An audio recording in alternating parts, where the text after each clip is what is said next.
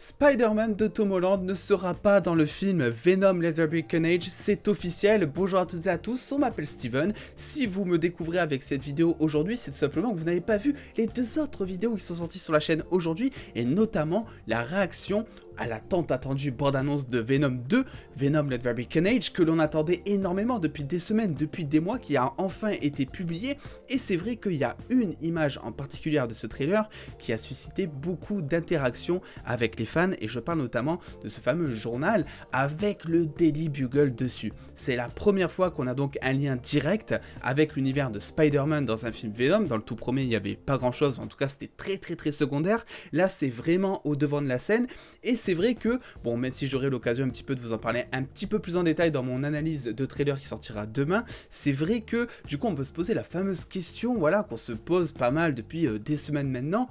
Est-ce que Tom Holland, Spider-Man, fera partie de Venom 2? Est-ce qu'il fera une apparition? Alors c'est vrai que déjà dans Venom 1, on a eu quelques rumeurs, et je crois même que ça a été officialisé.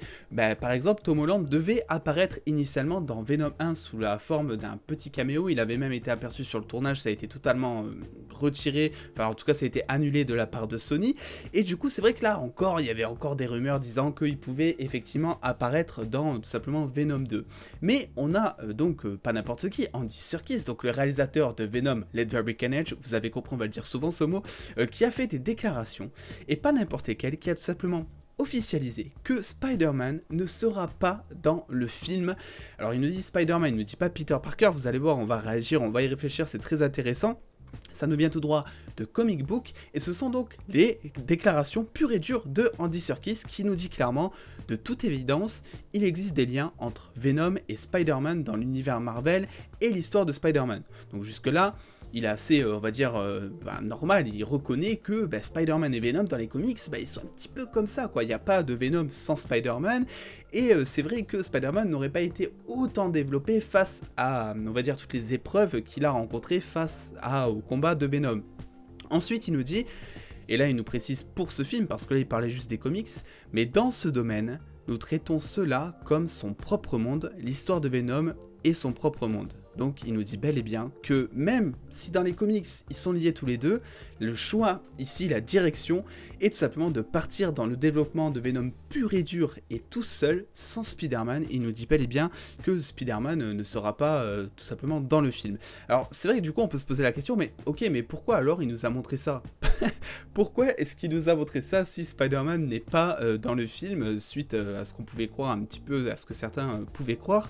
Et effectivement il nous dit qu'il y a effectivement des petits caméos, comme vous le voyez ici, le journal du Daily Bugle, mais dans l'ensemble, il n'est pas au courant, donc là il parle de Eddie Brock, de Venom, Venom n'est pas au courant que Spider-Man existe dans son univers, et voilà, les deux ne sont pas au courant de l'existence l'un de l'autre, en tout cas à ce stade.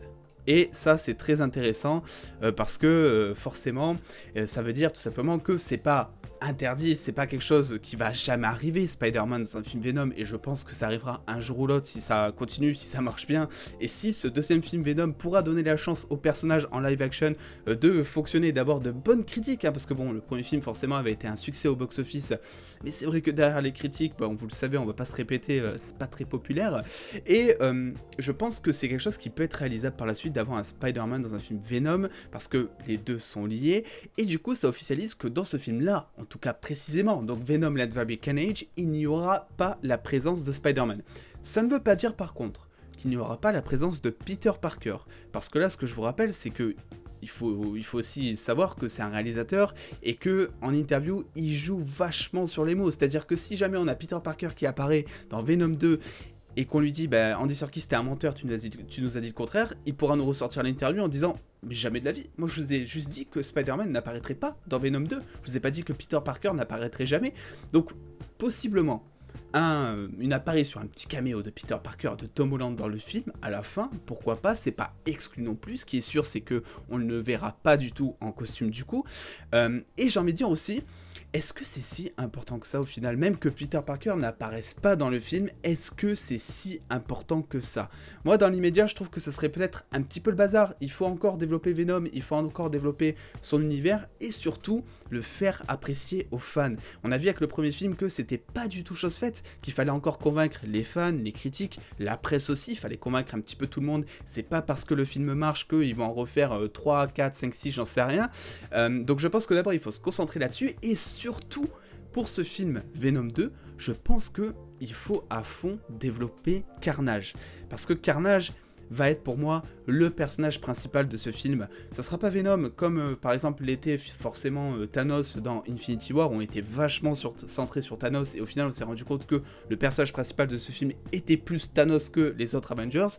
Je pense que là, Carnage va être, bon, c'est sûr, une épreuve pour développer Eddie Brock, pour développer tout simplement Venom, mais je pense que le film doit absolument être centré sur le personnage de Carnage. On l'a vu à travers les trailers, enfin le trailer qui est sorti, il est vachement concentré sur Carnage. Alors est-ce que c'est tout simplement pour faire plaisir aux fans, parce que c'est vrai qu'on attendait ça depuis des mois forcément, ou est-ce que tout simplement c'est un signe pour nous dire que le film va être pas mal centré sur lui? En tout cas, je l'espère. Pour moi, c'est vraiment là-dessus qu'il faut se concentrer. Je pense que tout ce qui est Sinister Six, donc la potentielle équipe de Venom, Morbius, etc. contre Spider-Man, je pense aussi que la présence de Spider-Man dans cet univers de méchants, ça arrivera un jour ou l'autre. C'est trop commercial pour être abandonné par Sony, et en plus, il y a beaucoup trop de fanservice derrière pour que l'idée soit abandonnée. Donc ça arrivera un jour, je pense, et c'est pas pour rien qu'on ait eu Michael Keaton à la fin du générique, enfin de la bande-annonce de Morbius.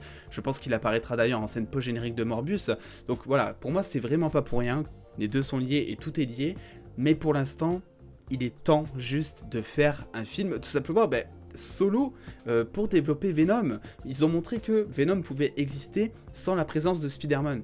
A contrario, des comics où forcément Venom existe grâce à Spider-Man, c'est comme ça qu'il a ses pouvoirs, c'est comme ça qu'il a sa mémoire, bref, c'est vraiment inné de Spider-Man.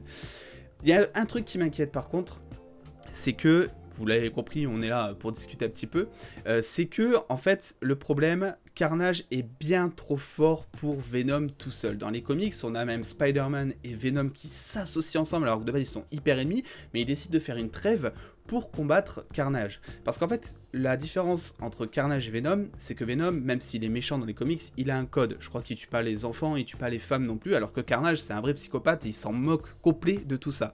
Suite à ça, Venom, il décide de faire la trêve avec Spider-Man pour tous les deux combattre Carnage et le battre par la suite. Et j'ai un petit peu peur par rapport à ça, parce que je me dis, si effectivement dans ce film, on a aussi un Carnage qui envoie du lourd et qui est bien plus puissant à l'image des comics que Venom, comment est-ce qu'il va faire Venom pour le battre? Il faut absolument pas, en fait, je pense, que Carnage meure à la fin de Venom 2 si on veut avoir forcément une alliance par la suite avec Spider-Man et Venom par exemple, d'autant plus que Venom, depuis le début, dans les films, est beaucoup plus présenté comme un anti-héros que comme un méchant. Je pense que c'est pas pour rien, et c'est aussi peut-être pour que l'alliance avec Spider-Man par la suite se fasse beaucoup plus simplement, et qu'on n'ait pas l'impression que Tom Holland, qui a genre 16 ans, et qui est en plein développement d'adulte, on va dire, j'en sais rien, qu'on n'ait pas l'impression qu'il va s'associer lui à un mec totalement what the fuck, totalement méchant comme Venom, parce que c'est pas comme ça qu'il est montré dans les films. Il est plus montré Venom comme quelqu'un de sympathique, et je pense qu'on peut tous se dire que, vu le Venom que l'on connaît en live action, effectivement, Venom pourrait totalement faire équipe avec le Spider-Man actuel de Tom Holland. Bref, je voulais vous partager un petit peu cette news, mais aussi mon avis. Finalement, on n'a eu que des vidéos un petit peu one-shot, un petit peu breaking news aujourd'hui, mais c'est pour le mieux, c'est aussi pour vous avertir de l'actu, et vous inquiétez pas, le lourd arrive dès demain avec une grosse analyse de trailer autour de Venom Let There Be Carnage. On aura aussi ensuite plein de théories à faire, ça va être tout simplement génial. Le temps pour l'instant est au breaking news, donc surtout n'oubliez pas de vous abonner si ce n'est pas déjà fait, et surtout d'activer la cloche, parce que vous le voyez, on est assez réactif ici, mine de rien. Je vous invite aussi à mettre le petit pouce bleu si cette vidéo vous a plu, et surtout à me donner votre avis en commentaire. Est-ce que c'est quelque chose qui vous déçoit que Spider-Man ne soit officiellement pas présent dans Venom Let There Be Carnage? Faites-le moi savoir dans tous les cas. Et puis en attendant les dos, prenez soin de vous, il ne me reste plus qu'à vous dire à demain pour une nouvelle vidéo. Des bisous les dos.